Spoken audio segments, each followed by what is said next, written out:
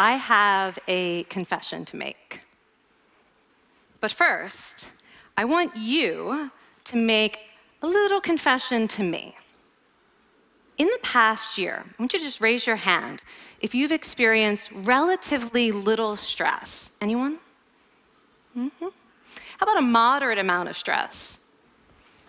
Who's experienced a lot of stress? Yeah, me too. But that is not my confession. My confession is this: I'm a health psychologist, and my mission is to help people be happier and healthier. But I fear that something I've been teaching for the last 10 years is doing more harm than good, and it has to do with stress. For years, I've been telling people stress makes you sick. It increases the risk of everything from the common cold to cardiovascular disease. Basically, I've turned stress into the enemy. But I've changed my mind about stress. And today, I want to change yours. Let me start with the study that made me rethink my whole approach to stress. This study tracked 30,000 adults in the United States for 8 years. And they started by asking people, how much stress have you experienced in the last year? They also asked, do you believe that stress is harmful for your health? And then they used public death records to find out who died. Okay, some bad news first. People who experienced a lot of stress in the previous year had a 43% increased risk of dying. But that was only true for the people who also believed that stress is harmful for your health. People who experienced a lot of stress but did not view stress as harmful were no more likely to die. In fact, they had the lowest risk of dying of anyone in the study, including people who had relatively little stress. Now, the researchers estimated that over the 8 years they were tracking deaths, 182,000 Americans died prematurely, not from stress, but from the belief that stress is bad for you. That is over 20,000 deaths a year. Now, if that estimate is correct, that would make believing stress is bad for you the 15th largest cause of death in the United States last year, killing more people than skin cancer, HIV, AIDS, and homicide. You can see why this study freaked me out. Here I've been spending so much energy telling people stress is bad for your health. So this study got me wondering, can changing how you think about stress make you healthier? And here the science says yes. When you change your mind about stress, you can change your body's response to stress. Now, to explain how this works, I want you all to pretend that you are participants in a study designed to stress you out. It's called the social stress test. You come into the laboratory, and you're told you have to give a 5-minute impromptu speech on your personal weaknesses to a panel of expert evaluators sitting right in front of you. And to make sure you feel the pressure, there are bright lights and a camera in your face, kind of like this. And the evaluators have been trained to give you discouraging nonverbal feedback, like this.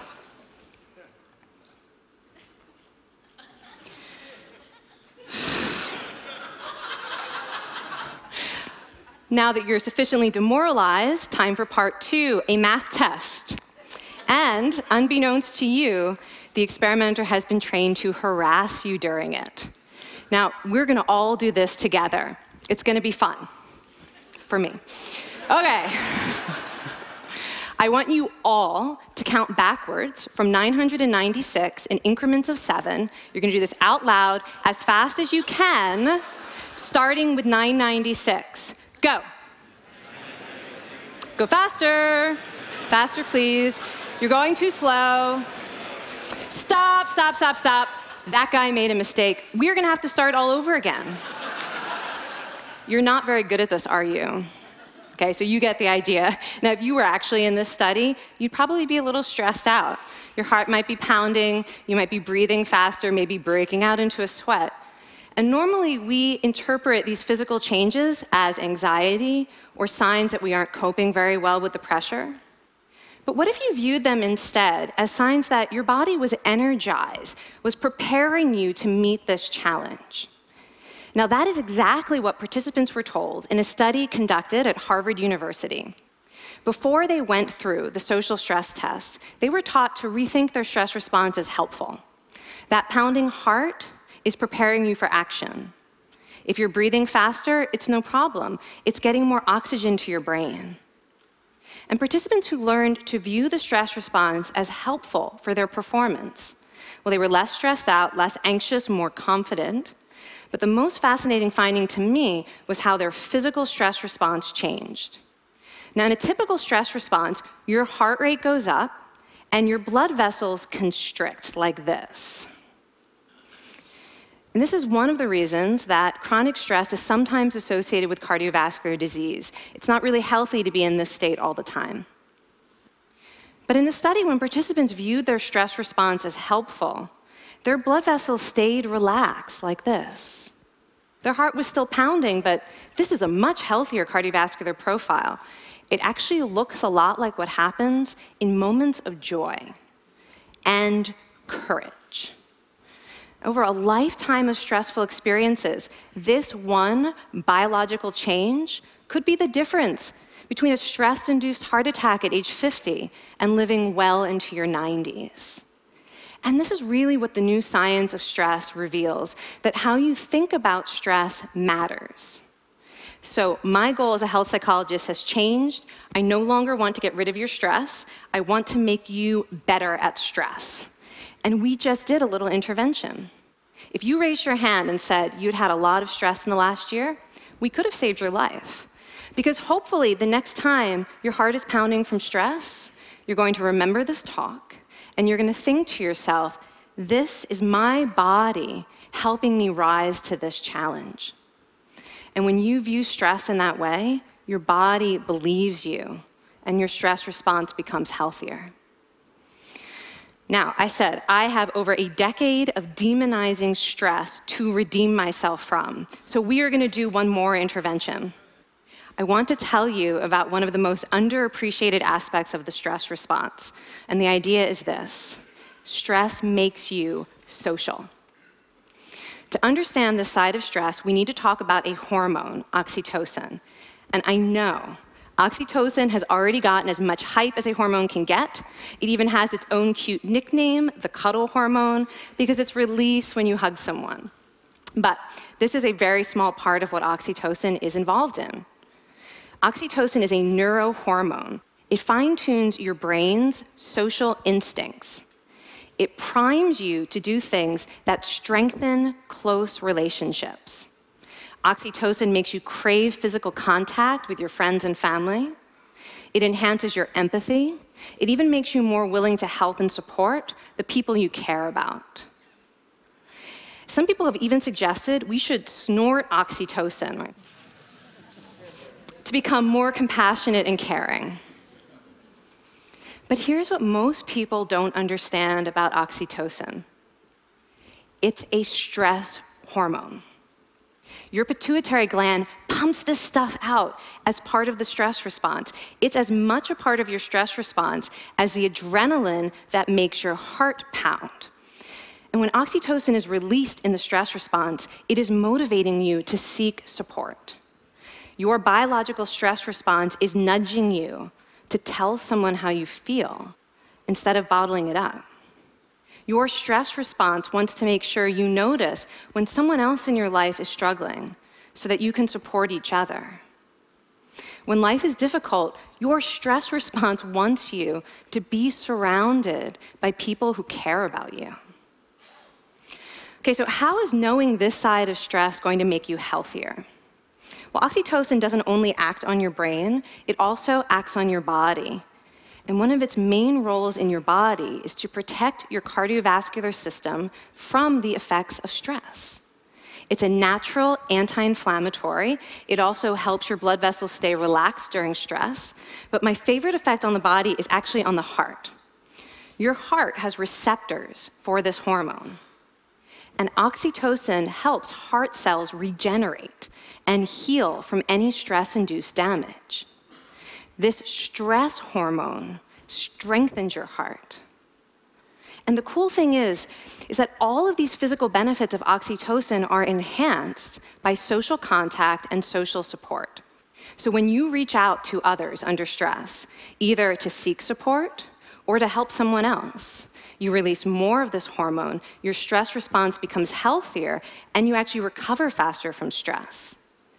I find this amazing that your stress response has a built-in mechanism for stress resilience. And that mechanism is human connection. I want to finish by telling you about one more study.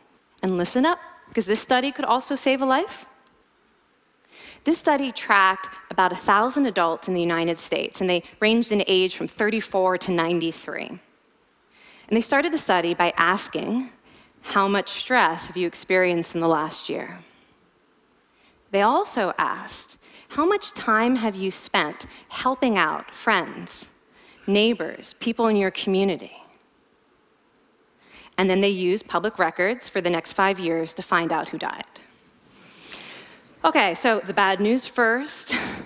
For every major stressful life experience, like financial difficulties or family crisis, that increased the risk of dying by 30%. But, and I hope you are expecting a but by now, but that wasn't true for everyone. People who spent time caring for others showed absolutely no stress-related increase in dying, 0. Caring created resilience. And so we see once again that the harmful effects of stress on your health are not inevitable. How you think and how you act can transform your experience of stress. When you choose to view your stress response as helpful, you create the biology of courage. And when you choose to connect with others under stress, you can create resilience. Now, I wouldn't necessarily ask for more stressful experiences in my life, but this science has given me a whole new appreciation for stress. Stress gives us access to our hearts. The compassionate heart that finds joy and meaning in connecting with others. And yes, your pounding physical heart working so hard to give you strength and energy. And when you choose to view stress in this way, you're not just getting better at stress, you're actually making a pretty profound statement. You're saying that you can trust yourself to handle life's challenges. And you're remembering that you don't have to face them alone. Thank you. Thank you.